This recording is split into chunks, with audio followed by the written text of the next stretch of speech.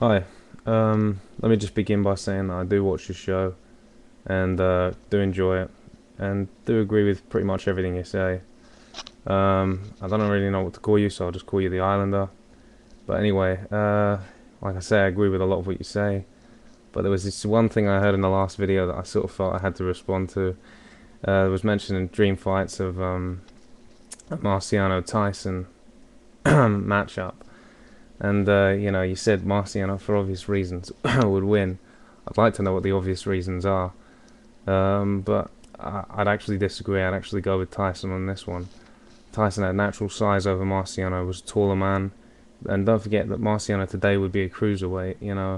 He was his peak weight was 182, 13 stone, to 100, like 13 and a half stone, whereas Tyson was 15 to 15 and a half stone peak weight. This is peak weight, and Tyson hand speed, he held hand speed over him, foot speed, was able to cut off the ring, and you've got to look at the quality of the opponents they fought as well. Obviously, Marciano was never beaten, which is largely why the legend sort of lives on. But if you look at it, he won the title from a 38-year-old and was put down doing so, and was actually close to being stopped. He beat that same guy as a 39-year-old, defended it, beat a man who had already beaten Lustaza, but Lustaza was a good fighter.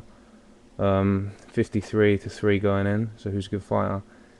Beat Don Cockle. I haven't seen that fight actually. It's the only one of his defenses I haven't seen. But I think all you need to do is look at Cockle, who was actually a British fighter, and he was just, he was out of shape. He just looked awful, looked really bad. Didn't look like he should have been in the ring.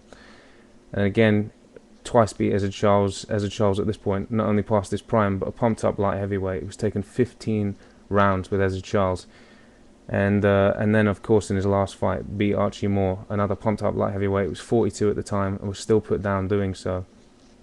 And another thing, Marciano didn't actually fight anyone apart from Cockle in his title reign that would have qualified as a heavyweight today. Uh, you know, Cockle was, I think, 205 pounds when they fought, so he was only just a heavyweight today. Tyson was a big guy, and Marciano didn't fight, guys that big.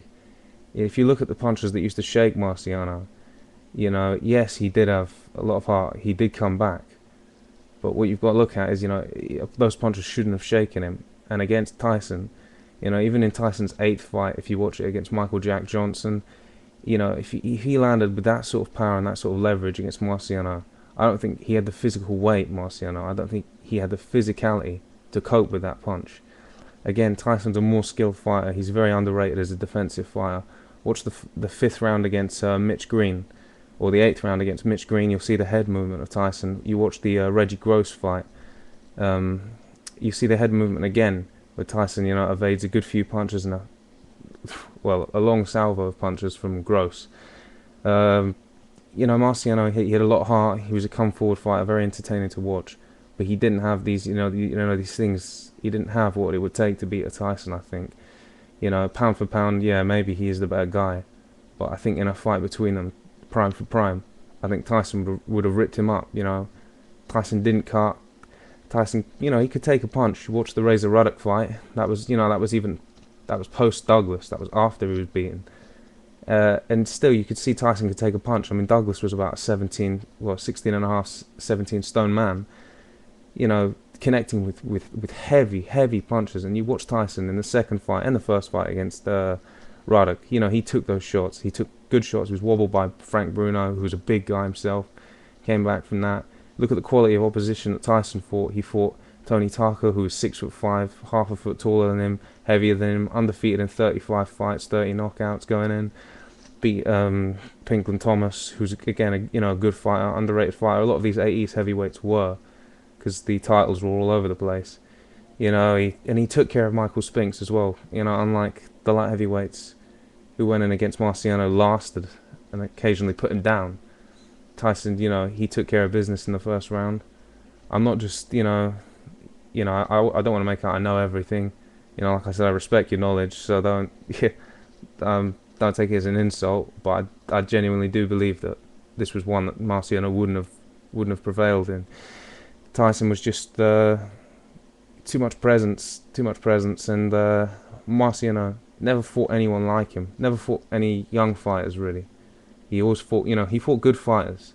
I don't think he fought anyone great. And he never looked spectacular doing it. I think Tyson did, and I think Tyson would have done it. I think Tyson would have stopped him, around 8, 9, 9-ish sort of thing. And yeah, that's about it. I mean, other than that, I agree with your views on boxing.